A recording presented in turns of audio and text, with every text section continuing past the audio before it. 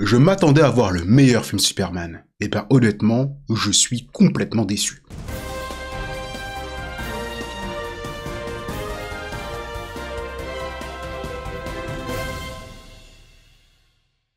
Salut à tous, ici Flaude, et aujourd'hui on en a enfin fini avec ce marathon des films Superman, puisque je suis ici pour vous parler du dernier film de James Gunn, j'ai nommé tout simplement Superman. Bien évidemment, cette vidéo sera en deux parties. La première sera sans spoiler, puis une autre avec spoiler, mais je pense que j'aurais mis le timecode dans le titre de la vidéo directement. Donc pour le moment, restez ici. Après Batman contre Superman, on a eu droit à Suicide Squad et Justice League, qui sont des films qui n'ont vraiment, mais alors vraiment pas plu. S'en est suivi quelques petits films par-ci par-là, comme Shazam ou Aquaman, qui a plutôt bien fonctionné. Mais globalement, pour la plupart des gens, Marvel est resté au-dessus de DC. Ce qui a poussé l'univers DC et les anciens exécutants de Warner à l'époque à essayer de nous pondre une sorte de remontada avec le film Black Adam sorti en 2022. Et ce film, il est pas bon, il est vraiment pas bon. Et du coup, il a été un échec, malgré la présence d'Henry Cavill à la fin du film. Warner Bros a donc connu un énorme remaniement, et finalement c'est James Gunn qui est devenu le patron de DC Studios, la nouvelle boîte créée par Warner à l'occasion afin de diriger tout l'univers de DC Comics. Et l'arrivée de James Gunn a énormément fait parler à l'époque, souvenez-vous. En effet, dans la tête des gens, DC est un univers sombre, froid et réaliste, et James Gunn, qui est connu pour avoir réalisé des films comme Les Gardiens de la Galaxie ou The Suicide Squad, n'était vraiment pas le bienvenu. Personnellement, mon avis là-dessus, c'était que l'univers DC n'est pas forcément un univers sombre et réaliste. Quand on me parle de sombre et de réaliste, je vais principalement penser à Gotham City, à l'univers de Batman, même s'il y a des côtés fantastiques dans l'univers de Batman. Mais l'univers d'ici, c'est aussi Superman, Flash, Green Arrow, Green Lantern, enfin, c'est une multitude de personnages avec une multitude de facettes, une multitude de tonalités, ce n'est pas juste sombre et réaliste. C'est comme l'univers Marvel, ce n'est pas juste joyeux. Tu vas me dire que le Punisher, il est joyeux, par exemple. Donc, j'ai jamais été vraiment friand de cette phrase-là, de dire que DC, c'est réaliste et sombre, et que Marvel, c'est fantastique et c'est la joie. Et puis, dans le cas du personnage qui nous intéresse aujourd'hui, à savoir Superman, avoir un personnage qui serait plutôt lumineux, rempli d'espoir, etc., ce serait plutôt bien, parce que ça collerait pas mal avec ce qu'il est censé représenter depuis toutes ces dernières décennies. Et cela tombe bien parce que le film dont on va parler aujourd'hui, qui est écrit, réalisé et produit par James Gunn, donc il a vraiment pas intérêt à se rater parce que là, il pourra pas se raccrocher à une branche, il est censé nous dépeindre un Superman lumineux et inspirant. Mais du coup, finalement, est-ce que la méthode de Gunn fonctionne avec le personnage de Superman ?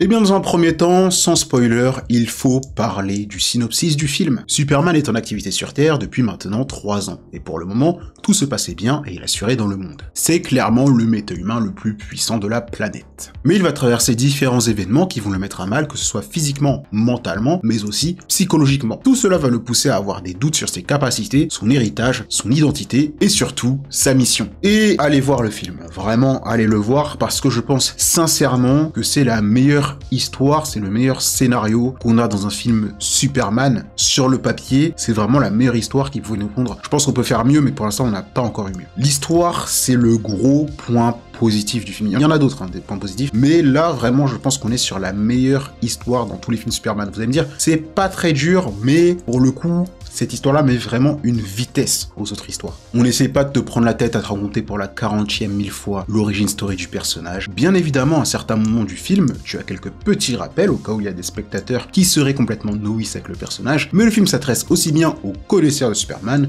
qu'aux gens qui n'ont jamais rien vu et jamais rien lu sur le personnage. Et ici, on t'introduit un Superman qui n'est vraiment pas vieux parce qu'il a tout juste 30 ans. Ce qui est plutôt cool parce que c'est l'un des Superman qui est devenu le Superman le plus tôt au cinéma. Parce que dans ce film, Superman a déjà 3 ans d'activité. Donc avoir un Superman jeune, mais déjà avoir une certaine expérience dans le métier super-héroïque, ça te permet de partir sur une longue saga sans t'attarder sur une origin story vue et revue. Autre chose qui est bien avec le film, c'est que ce film, il est fantastique tout en restant réaliste. Le fantastique étant pour moi une sorte de sous-genre du réalisme à la différence du merveilleux. Pour moi, un univers fantastique, c'est un univers qui s'appuie sur les réels, mais avec des éléments surnaturels. Tandis qu'un univers merveilleux, pour moi, ce serait un univers qui serait limite comme dans un rêve complètement décorrélé de la réalité, où on n'aurait aucune vraiment attache avec notre monde actuel. Pourquoi je dis ça? Parce que dans le film, et beaucoup de gens l'ont souligné, il y a une sorte de sous-intrigue, voire même d'intrigue principale, qui est un petit peu politique. Il y en a même deux. Alors il y avait déjà des espèces de sous-entendus ou des thèmes politiques dans les précédents films Superman, notamment avec les différents plans de Luthor à travers des films, mais aussi à travers tout ce qui était guerre froide qui a été abordé dans le film Superman Superman 4, mais ici on va beaucoup plus loin selon moi, et ce Superman est bien plus ancré dans la réalité. D'ailleurs, vous êtes censé savoir que j'ai vu les 30 premières minutes du film grâce à Warner Bros qui m'avait invité le 1er juillet pour assister à des images inédites du film, et il y a des gens qui m'ont attrapé parce que lors de l'interview que m'a accordé Warner Bros, j'ai dit que ce Superman était plus ancré dans la réalité. Les gens m'ont attrapé le col alors qu'ils avaient rien vu du film, moi j'avais vu 30 minutes, et je le répète ici, oui, ce Superman est bien plus ancré dans la réalité. Parce que sans vraiment spoiler, dans ce film, on te présente un conflit entre deux États, entre guillemets, et tu as un pays qui veut clairement en envahir un autre. Et le pays envahisseur, c'est un des alliés des États-Unis. Et pour le coup, on n'a jamais eu ce genre de conflit actuellement dans un film Superman, alors que Superman, c'est ça aussi. C'est un super-héros qui veut faire le bien, coûte que coûte, quitte à transgresser les droits internationaux. Ça me fait un petit peu penser au film Superman contre l'élite, qui était vraiment cool d'ailleurs, dans lequel pareil, t'avais deux États qui se faisaient la guerre, et Superman venait s'interposer dans le film, et il y a toute une question par rapport à ça. Et concernant le film Superman, et le conflit qu'il y a dans ce film, il y a pas mal de gens qui ont fait le parallèle entre ce qu'il se passe dans le film et ce qui se passe dans notre réalité actuelle, que ce soit au niveau de l'Ukraine ou de la Palestine par exemple. Et même si il me semble que James Gunn dans une interview a dit qu'il ne s'est pas inspiré des différents conflits mondiaux pour écrire son film, et ben quand tu regardes le film en question, tu sais très bien de quel côté se rangerait Superman s'il était dans notre monde. Et bien évidemment, il serait du bon côté. En même temps, c'est Superman. Autre point qui ancre Superman dans notre réalité, c'est que dans ce film, tu as toute une partie qui est un petit peu axée sur l'immigration, puisque vous savez, Superman est un immigré alien venu sur Terre. Et je vais en parler un petit peu plus en profondeur dans la partie spoiler, mais j'ai beaucoup aimé cette partie du film. D'ailleurs, il faut savoir qu'aux États-Unis, ils ont renommé le film Super Woke parce que ce film parle justement d'immigration. Mais bon, là, ils ont jamais ouvert de comics Superman ou entendu parler de Superman parce que la base de Superman, c'est que c'est un immigré alien créé par deux enfants d'immigrés juifs dans les années 30, premièrement, hein. Et puis tout le délire autour du wokisme, faudrait que je fasse une vidéo là-dessus, parce que en ce moment, t'as beaucoup de gens qui disent vraiment tout et n'importe quoi en utilisant le mot woke, et il va vraiment falloir nous occuper de leur cas. Et pour ceux qui sont sur la chaîne depuis longtemps, on sait que toutes les personnes qui utilisent l'argument woke, woke, woke, woke, woke pour dire qu'une œuvre est nulle à tout prix, à tout va, parfois juste parce qu'on a rajouté une femme ou un noir, vous savez qu'en général ils sont jamais très intelligents. Donc on parlera de ça dans une autre vidéo. Donc oui, en termes de réalisme et d'ancrage dans la réalité, le film reste plutôt sympathique. Et en plus de ça, le film reste fantastique car il ne trahit vraiment pas le lore de Superman. Et c'est peut-être le film qui représente le mieux le lore de Superman. Que ce soit sa partie kryptonienne ou sa partie terrienne d'ailleurs. Je trouve que tout est très bien respecté, par exemple la forteresse de solitude avec les robots de Superman que l'on voit dans la bande-annonce, que je trouve juste incroyable, et il y a plein d'autres éléments de son identité kryptonienne qui sont présents dans le film, mais je ne vais pas spoiler ici parce qu'on ne les a pas vus dans la bande-annonce, mais accrochez-vous en tout cas, pour ce qui est de la partie de Krypton, je trouve que tout est très bien fait. Et bien évidemment, si on parle de son identité kryptonienne, il faut parler du personnage qu'on a vu dans les bandes-annonces qui a fait beaucoup de bruit et fait couler beaucoup d'encre sur internet, à savoir Krypto. C'est la première fois que l'on voit Krypto, le super chien, dans le film, et les gens n'étaient pas trop d'accord. Moi, dès le début, j'aimais bien la présentation de Krypto, et honnêtement, dans le film, je trouvais que c'était une bonne idée de le mettre. Maintenant, est-ce que ça a été bien exécuté? Là, c'est une autre question. J'ai beaucoup aimé la relation qui se développe entre Krypto et Superman, on en parlera en partie spoiler, mais par contre, on va pas se mentir, il y a des points négatifs avec Krypto, mais ça, on en parlera également plus tard. Concernant la partie terrienne de Superman maintenant, bien évidemment, on a le droit au Daily Planet et aux parents de Superman. Et au niveau du Daily Planet, franchement, je pense qu'on a le droit au casting du Daily Planet le plus complet qu'on ait eu au cinéma jusqu'à maintenant. Puisque là, on retrouve du coup Lois Lane, bien évidemment, Jimmy Olsen, Perry White, que l'on a déjà plus ou moins vu dans tous les autres films avant, même si dans la version Snyder, Jimmy Olsen était un agent de la CIA, mais on retrouve également Kat et Steve Lombard, que l'on avait pour l'instant jamais vu, ou alors si on les a vus, ils faisaient tellement office de figuration que je ne les ai pas remarqués. Mais bon, du coup, le fait de parler de ces personnages, ça nous offre une bonne transition pour parler tout simplement des personnages du film, en commençant par le plus gros, à savoir Superman. Et sachez que pour moi, ce Superman, c'est la meilleure adaptation de Superman au cinéma. Quand je parle uniquement du personnage, pas du film, mais uniquement du personnage, c'est la meilleure adaptation. C'est comme ça que je vois Superman en fait. À 2-3 petits détails près, mais personne ne peut représenter à 100% ma vision de Superman, vu qu'on a tous un Superman différent. Là, je pense honnêtement que ce Superman, c'est celui qui me met le plus d'accord, et j'ai du mal à voir une autre version dans le futur se rapprocher le plus de ma vision du personnage. Comme tous les autres Superman qu'on a vu pour le moment, il est surpuissant. Mais déjà, cas, contrairement à Christopher Reeve, il est très héroïque, parce que le Superman de Christopher Reeve, je suis désolé, mais à part dans le premier film, il est pas très héroïque. Et contrairement au Superman de Henry Cavill, ce Superman s'exprime, ce n'est pas une plante verte comme dans BVS, il parle, il se développe au monde. Franchement, ce Superman, c'est un sans faute. Pour moi, c'est un sans faute, honnêtement. Alors certains vont peut-être se plaindre du fait que parfois il crie un petit peu, etc. Mais ça sert le film. Il faut voir le film pour comprendre pourquoi il agit de cette façon-là. Et puis surtout, c'est un Superman qui est pris de doute, mais qui reste quand même actif malgré sa prise de doute. Contrairement au Superman de Henry Cavill dans BVS, notamment, quand il est pris de doute, il se laisse juste surpasser par les événements et puis il reste passif tout le film. Et puis c'est un Superman qui est vraiment engagé pour le coup, qui n'hésite pas à faire le bien, même si ça nécessite de transgresser les lois ou ce genre de choses. Et pour moi, c'est clairement ça Superman. Le petit bémol par contre, c'est qu'on ne voit pas assez Clark Kent à mon goût. En réalité, Clark Kent, tu dois le voir que une scène ou deux maximum, et c'est un petit peu dommage parce que j'aimais bien l'alchimie qu'il avait avec Jimmy Olsen, mais je crois qu'ils partagent vraiment qu'une seule scène ensemble. D'ailleurs, au passage, je rejoins clairement ceux qui veulent une série sur le Daily Planet de cet univers à la The Office. Ça pourrait juste être incroyable. Mais bon, comment parler de Superman sans parler de Lois Lane, à savoir la meilleure journaliste du monde. Et là, pour le coup, comme pour Superman, j'ai beaucoup aimé le personnage de Lois Lane, et je trouve que c'est potentiellement même la meilleure Lois Lane que l'on ait eue au cinéma. Elle est très courageuse, on voit que c'est une bonne journaliste, et elle-même, elle a son propre arc de développement dans le film, même si cet arc qu'elle partage avec Clark, je le trouve très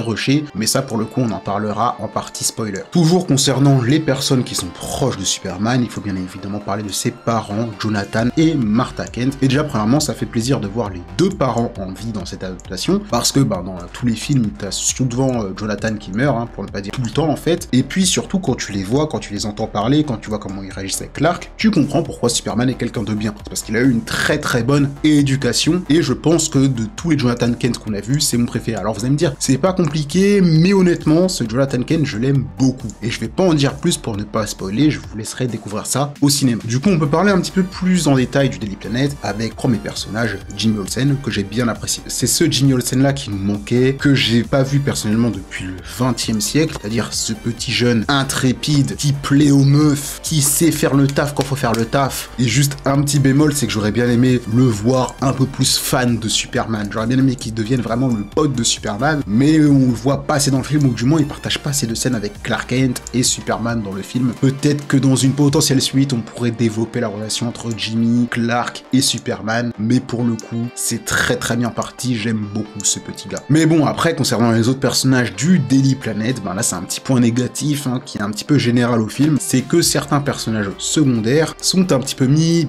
au second plan. Ok, c'est des personnages secondaires, mais ils sont vraiment pas traités, on dirait limite qu'ils font figuration. Pour le coup, comme j'ai dit, on a Steve, Kat et Perry dans le film, mais j'ai l'impression qu'ils servent pas à grand chose, tu vois. C'est pour ça que j'aimerais bien avoir une série sur eux, peut-être pour détailler les trucs, même si tu sors une excuse pour pas prendre Clark et Lois, tu dis qu'ils sont en vacances ou je ne sais quoi, parce que honnêtement, je trouve qu'on les a pas assez vus. On avait vraiment un cast complet pour le Daily Planet et on s'est pas assez attardé dessus, mais ça rejoint un autre point négatif que j'ai avec ce film, donc on parlera plus tard. Mais en attendant, on va toujours continuer à parler un petit peu des différents personnages en restant sur les gentils. On va parler de la fameuse Justice Gang, cette équipe qui est constituée de Mr. Terrific, Green Lantern et Hawkgirl. Et concernant Mr. Terrific, vraiment ce mec là c'est mon N-word. Mr. Terrific, c'est la bonne surprise de ce film. En vrai, il a pas mal de temps d'écran par rapport aux deux autres personnages. Je trouve le personnage bien traité, son costume je l'aime bien, il sait se battre, c'est le mec le plus intelligent, on comprend pourquoi. Et honnêtement, on a envie de le voir plus s'allier avec Superman. Mr. Terrific, c'est un personnage qui de base n'est pas très connu, mais moi je le connaissais pas énormément, à part peut-être dans Injustice ou dans la série animée des années 2000. Là, j'ai envie d'en apprendre plus sur lui, et ça veut dire que sur ce point-là, James Gunn a fait un bon taf. Par contre, concernant les deux autres personnages,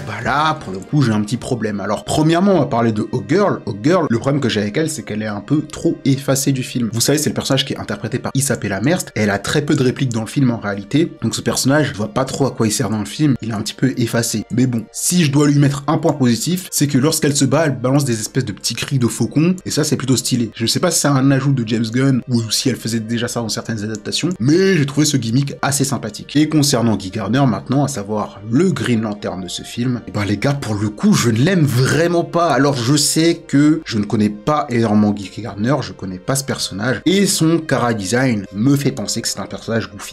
Il est goofy dans le film, mais je trouve que pour le coup, il est vraiment trop goofy. À certains moments, ce personnage m'a vraiment fait penser à Drax dans Les Gardiens de la Galaxie, et pour moi, ce n'est pas un compliment que ton personnage te fasse passer à Drax. J'en parlerai encore une fois plus en partie spoiler avec un exemple de scène en particulier qui m'a vraiment, mais vraiment saoulé dans le film avec ce personnage. En plus de ça, t'as tout un running gag autour d'un truc que fait Guy Gardner dans le film. Honnêtement, on souffle. Une fois, deux fois, c'est drôle, mais après, oh, qu'est-ce qu'on souffle. Mais bon, il y a quand même quelques petits points positifs avec Guy Gardner. J'aime bien le fait qu'il soit arrogant, qu'il se sente plus haut que les autres, voire même plus haut que Superman. Mais le personnage, sa globalité, j'ai vraiment, mais vraiment pas aimé. Pour moi, c'est un point négatif du film, honnêtement. Il fallait mettre un autre personnage. Mettez-nous Hal Jordan. On sait qu'Hal Jordan, il est vieux aussi. Mettez-nous Hal Jordan, un personnage un petit peu plus sérieux. Même s'il fait 2-3 blagues de temps en temps. Mais là, voir Guy Gardner, c'était horrible. Bon, maintenant qu'on a parlé des gentils, entre guillemets, on peut s'attarder sur l'équipe des méchants. Et on va commencer par Eve Tessmacher. Alors, elle, pour le coup, c'est un personnage qui pourrait sembler être assez osef, mais qui est quand même assez développé dans le film. Donc, il y a quand même un gros temps d'apparition, on va dire. Et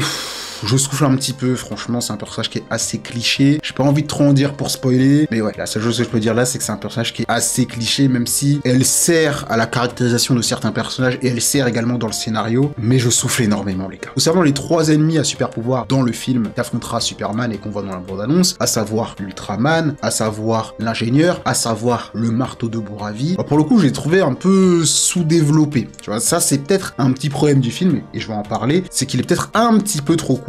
Il aurait mérité d'avoir facile 10, 15, voire peut-être même 20 minutes de plus. Tu coupes les gags, parce que le point faible du film, c'est les gags, mais on reviendra dessus en profondeur. Et si tu remplaces ça par un meilleur développement de personnages, des temps d'apparition de certains personnages et de certains conflits, t'accentues un petit peu tout ça. Si t'enlèves quelques gags, parce que c'est un petit peu ça le point négatif du film, et que tu les remplaces, du coup, par un petit peu plus de développement de personnages, un petit peu plus de développement des intrigues, on aurait vraiment eu le meilleur film Superman. Mais pour le coup, les gars, ce n'est pas le meilleur film Superman. Mais donc voilà, ces 3 personnages-là ont des temps d'apparition très faible et on comprend pas vraiment leur motivation. Je les ai trouvés très sous-développés. Mais bon, bien évidemment, il faut qu'on parle du méchant principal de ce film, de l'antagoniste direct de Superman, de sa plus grande némésis, à savoir Lex Luthor, interprété par Nicolas Hoult. Et là, pour le coup, je pense que si on parle uniquement des films de cinéma, on oublie les séries, on oublie les dessins, etc., je pense sincèrement que c'est le meilleur Lex Luthor. J'ai beaucoup aimé l'interprétation de Nicolas Hoult. Certains vont le trouver goofy, certains vont le trouver gaguesque, certains vont le trouver cartoonesque, mais déjà premièrement, tous les Lex Luthor au cinéma, et il y en a eu des bons, hein. Kevin Spacey, je répète, c'était un bon Lex Luthor, malgré ce qu'a potentiellement fait l'acteur, c'était un bon Lex Luthor, il y a eu des bons Lex Luthor qui étaient tous goofy, déjà premièrement, et dans un deuxième temps, le contexte et le ton du film se prêtent le plus à avoir un personnage goofy dedans, et son côté un petit peu goofy, son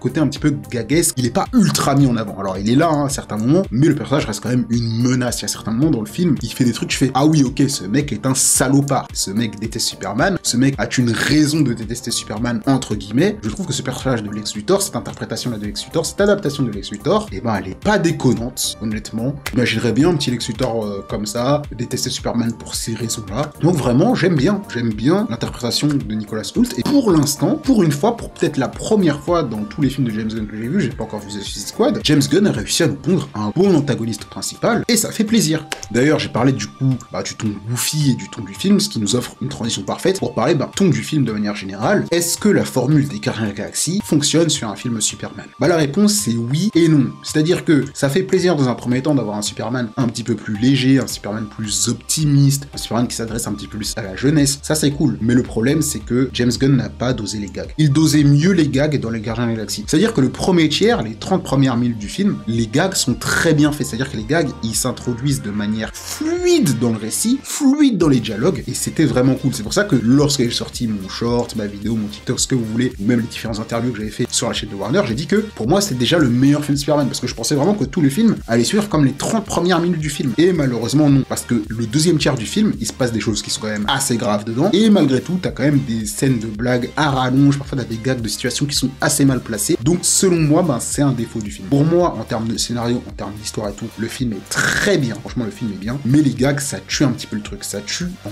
grosse partie le film, et c'est pour cette raison que pour moi, ce n'est pas le meilleur film Superman en fait. Le rythme et le fait que parfois ça te sort un petit peu du film, ça te sort du truc. Dites-vous à la fin de la séance, j'étais l'un des derniers à sortir de la scène de cinéma parce que j'étais là comme ça en mode le film est bien mais c'est frustrant en fait, parce que je m'attendais à voir le meilleur film Superman. Le fait que j'ai vu les 30 premières minutes du film grâce à Warner, ça a peut-être joué un petit peu parce que vraiment j'étais vraiment sûr pour le coup de voir le meilleur film Superman, mais j'en suis sorti avec une grosse déception. Hein. Ceux qui me suivent sur les autres réseaux, vous avez vu ma story où j'étais vraiment énervé et limite fou à la fin de mon visionnage, mais ouais, ça m'a un petit peu saoulé en fait cette partie gag. Mais on reviendra plus en détail dessus dans la partie spoiler où je donnerai quelques exemples, notamment bien évidemment avec Guy Gardner, hein, parce que ce personnage-là, je l'aime pas. Voilà, je l'aime pas. Et en fait, le problème également avec tout ce qui est gag, bah, c'est que du coup, t'arrives pas vraiment à iconiser Superman. C'est-à-dire que Superman, c'est pas un personnage qui est censé être noble. C'est pas Thor, c'est pas Aquaman, on va pas se mentir. Mais c'est un personnage qui, quand même, de temps en temps, est censé présenter une certaine grandeur. Tu vois ce que je veux dire? Et là, pour le coup, c'est un petit peu raté. Tu vois que James Gunn essaie de faire des trucs, il essaie d'iconiser le personnage. Sauf que quand tu t'es tapé 40 000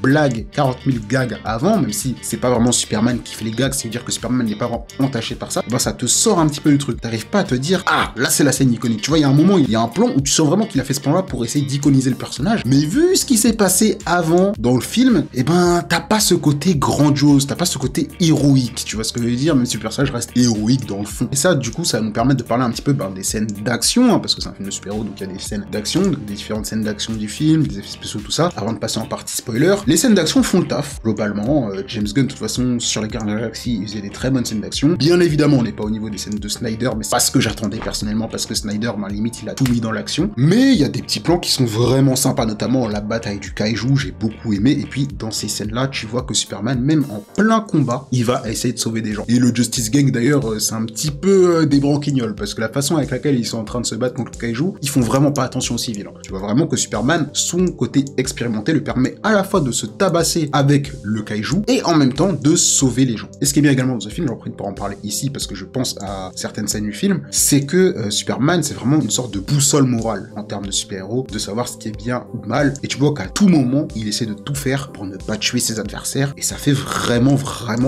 plaisir. Henry Cavill, il avait un petit peu ce côté-là également, même si, bon, le scénario le poussait à tuer des gens, ou à essayer de tuer des gens. Dans Man of Steel, c'est super bien justifié, mais dans Batman vs Superman, c'est complètement débile. La raison pour laquelle il veut tuer Batman, la façon qu'il essaie de tuer, c'est complètement débile, mais dans Man of Steel, c'était très bien fait. Et dans les autres films, notamment les films de Christopher Reeve, bon, là, Superman, il tuait, il s'en foutait, genre, il prenait Zod, il avait pas de pouvoir, il le balançait dans le vide, il le tuait comme ça, c'était du n'importe quoi. Là, vraiment, on a un Superman qui essaie de tout faire pour ne pas tuer ses adversaires, et c'est vraiment cool. Il va même jusqu'à essayer de réprimander des gens quand ils essayent de tuer des gens, tu vois. Donc ça, vraiment, pour moi, c'est l'une des raisons pour lesquelles, bah, c'est le meilleur Superman en termes de personnage. Par contre, si on revient sur les scènes d'action du film, il y a un petit point négatif, qui sont les CGI. Alors, dans le début du film, notamment les 3 premières minutes que j'avais vues, c'était super bien fait. Mais vers le milieu du film, il y a un écureuil qui fait très PlayStation 4. Alors cette scène avec l'écureuil, elle est cool, hein, mais ça m'a un petit peu sorti du film parce que wow, c'est un modèle 3D là. Et pareil pour Crypto, j'ai trouvé qu'à certains moments, il n'était pas ultra bien fait, tu vois. Après, on va dire que chipote, il faut le dire, les CGI, à plein de moments, c'était super cool, mais à d'autres,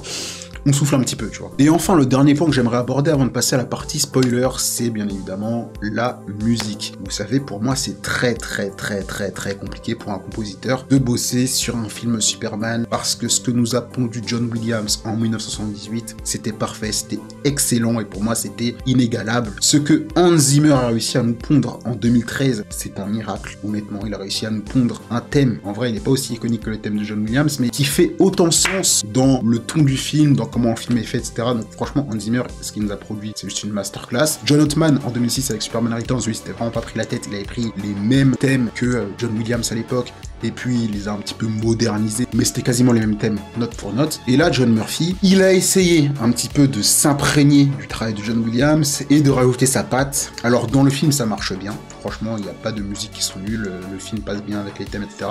Le problème, c'est que du coup, le film n'a pas vraiment de grosse identité musicale, à part la sonorité un petit peu guitare électrique, tu vois. Je pense que les thèmes seront oubliables, même si j'aime beaucoup le thème de Superman, et j'aime également beaucoup le thème du Daily Planet et celui du Luthor Corp. Pour moi, on est quand même à des années-lumière de ce qu'a fait John Williams, de ce qu'a fait John Ottman, et de ce qu'a fait, bien évidemment, Hans Zimmer. Mais encore une fois, bosser sur la musique d'un film Superman, pour moi, c'est très dur, hein. Donc je n'en veux pas à John Murphy. Donc voilà pour la partie sans spoiler. Superman, c'est un bon film en général. Il m'a déçu parce que je m'attendais à voir le meilleur film Superman. Allez le voir. En termes de points positifs, c'est très lore accurate. Les personnages, globalement, ils sont tous bons. Les acteurs jouent bien. Les scènes d'action sont plutôt cool dans l'ensemble. Et en termes de points négatifs, ce qui, selon moi, a un petit peu tué le film, même si le film reste bien, c'est tous les gags. Et puis également, j'en ai pas parlé, mais le montage. Il y a certains moments, le montage, c'est un petit peu trop brut de pomme. Quand vous verrez le film, vous comprendrez, mais à des moments, le montage, il est un petit peu trop brut. Tu vois ce que je veux dire? Et c'est pour ça également que je me dis que l'un des points négatifs du film, c'est peut-être qu'il est est trop court. Tu vois, il aurait bien gagné avec 10-15 minutes de plus. Et je pense que ça nous aurait pas ennuyé d'avoir 10-15 minutes de plus dans le film, et on n'aura pas de version longue, parce que si James Gunn a produit, réalisé et écrit le film, c'est que le film est sorti dans l'état dans lequel il voulait que ça sorte. Donc je pense vraiment qu'on n'aura pas de version longue.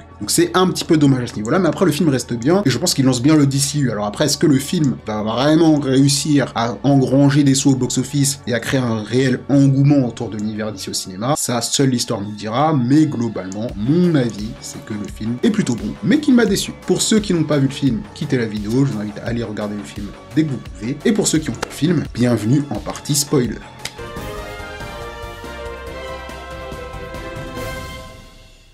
Et on va commencer par le plus gros point négatif que j'ai avec ce film, avant de parler de tout ce que j'ai aimé, à savoir le ton, l'humour et les gags absurdes de James Gunn dans ce film. Alors moi j'étais le premier à défendre le ton léger, amusant et humoristique du film qu'on voyait dans les bandes annonces, surtout, encore une fois que j'avais vu les 30 premières minutes et que j'ai vu que ça s'intégrait bien dans le récit. Exemple, dans les 30 premières minutes par exemple, t'as plusieurs gags. T'as des gags avec Crypto et t'as également des gags lors de la conversion entre Lois et Superman. Dans les gags avec Crypto, moi j'avais défendu le fait que un chien, parfois il peut agir comme ça quand il voit son maître. Et pour le coup, dans le film ça se confirme, parce que déjà premièrement, Crypto n'est pas le chien de Superman, c'est le chien de Supergirl. Et deuxièmement, dans le film, d'ailleurs c'est un truc que j'ai bien aimé, on te dit que Superman n'a jamais perdu. D'ailleurs j'ai beaucoup aimé la petite introduction du film qui te parle de 3 siècles, 3 décennies, 3 semaines, 3 jours, 3 minutes. J'ai bien aimé ce petit décompte qui était vraiment cool avant de voir Superman tomber, ça c'est un petit aparté. Mais voilà, on voit vraiment que Crypto il attaque Superman, c'était la première fois que Superman était mal au point dans ce film. Donc là, encore une fois, le gag était bien. Pareil pour les petites blagues qui sont lancées lors de la conversion entre Lois et Superman, même quand ils se disputent, c'est parce que c'est assez réaliste. Hein. Quand deux personnes se disputent, quand deux personnes s'embrouillent, ils s'envoient tout le temps des petites piques comme ça, humoristiques, un petit peu drôles. Si toi t'es en dehors de tout ça et que tu vois l'embrouille d'un point de vue extérieur, ça peut potentiellement te faire marrer. Donc honnêtement, je me suis dit, ok, si l'humour du film est vraiment intégré de cette façon-là, le film va être un banger en fait, parce que on n'est pas dans l'humour absurde de la Galaxie, et que l'humour est super bien intégré, ça marche bien avec le film. Donc si tout le film est comme les 30 minutes, ça fait juste être le meilleur film Superman de tous les temps. Et malheureusement, dans le deuxième tiers, t'as notamment toute cette scène avec Lois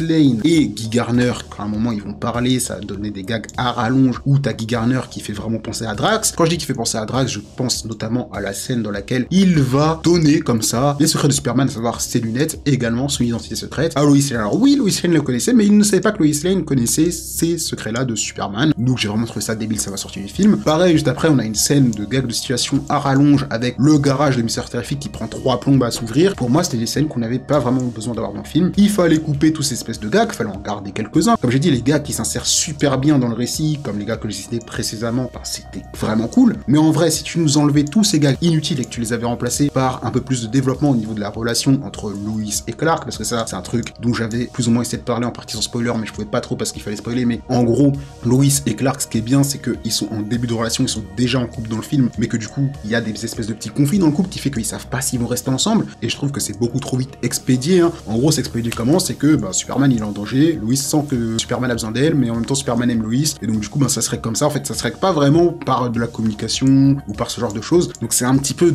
dommage, je trouve. Le film aurait gagné à accentuer un petit peu plus ce truc-là, ça aurait rendu un petit peu le film un petit peu plus humain, le film aurait gagné également à rajouter un petit peu plus de temps sur Lex Luthor et les antagonistes, et notamment leur motivation. Alors Lex Luthor, on a très bien compris ce que sont ses motivations, bien évidemment, hein. C'est le fait que ce soit un mec ultra envieux, à un moment il parle de Galilée et d'Einstein, il dit ouais c'est petit, mais que au moins c'est pas des mecs qui sont arrivés sur Terre comme ça avec tous les pouvoirs et qui ont jamais travaillé de leur vie pour avoir ce qu'ils ont. C'est le côté Lex Luthor classique, c'est le côté que j'aime bien, mais j'aurais bien aimé avoir quand même un petit peu de développement au niveau de ses motivations, au niveau de son background, surtout qu'encore une fois, le Lex Luthor était vraiment cool, mais surtout au niveau de l'ingénieur. Elle a dit qu'elle a abandonné son humanité pour se ranger du côté de Luthor et le servir, mais j'aimerais savoir pourquoi elle le sert. Pareil pour Ultraman, on apprend que c'est un clone de Superman, et ça c'est plutôt cool d'ailleurs à la fin, quand il est renvoyé dans l'autre dimension, j'imagine qu'il va devenir le Ultraman des comics que l'on connaît, donc ça c'est vraiment sympathique. Mais j'aurais aimé un petit peu plus de développement à son niveau également, tu vois. Donc le film a quand même pas mal de petits défauts, et là j'ai parlé des gags, c'est bon, j'ai parlé des personnages, c'est bon, mais si il faut parler vraiment d'un personnage qui m'a vraiment saoulé dans le film alors que je l'aime bien, il faut parler de Crypto. Comme j'ai dit en partie sans spoiler,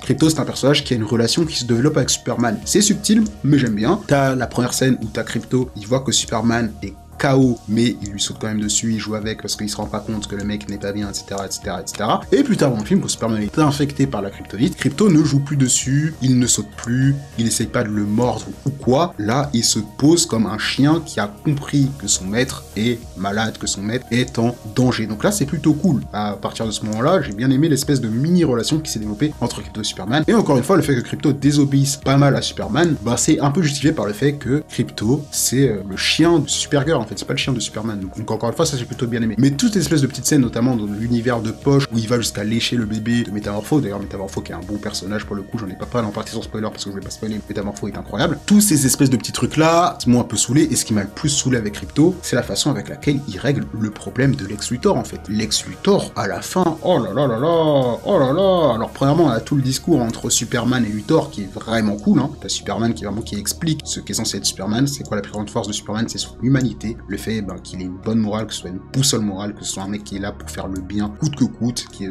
comme tous les humains, il fait des erreurs, etc. Ça c'est cool. Et ensuite t'as Luthor qui essaie de lui répondre en lui disant ok, je m'en fous, j'ai l'autorisation de te fumer si je veux, je ne t'aime pas parce que je ne représente pas sans quoi je crois, etc. Et là t'avais vraiment un vrai dialogue qui s'instaurait entre les deux. J'aurais bien aimé qu'il y ait une vraie discussion qui se passe entre les deux. Tu savais que Luthor a été finito. Et là t'aurais vraiment eu une vraie confrontation verbale entre les deux pour le coup, où tu vois que Superman serait au-dessus. Alors c'est un petit peu fait, mais c'est gâché par le fait que Krypto il arrive et il déglingue Lex Luthor. C'est une scène qui à mon avis est censée nous faire rire un petit peu comme Hulk quand il tabasse Loki. Et d'ailleurs cette scène a fait rire des gens dans la salle au moment où j'y étais. Mais j'ai trouvé qu'elle était vraiment trop longue. En fait ça faisait limite un film sur Krypto. Et moi ça m'a un petit peu saoulé, ça m'a énormément sorti du film.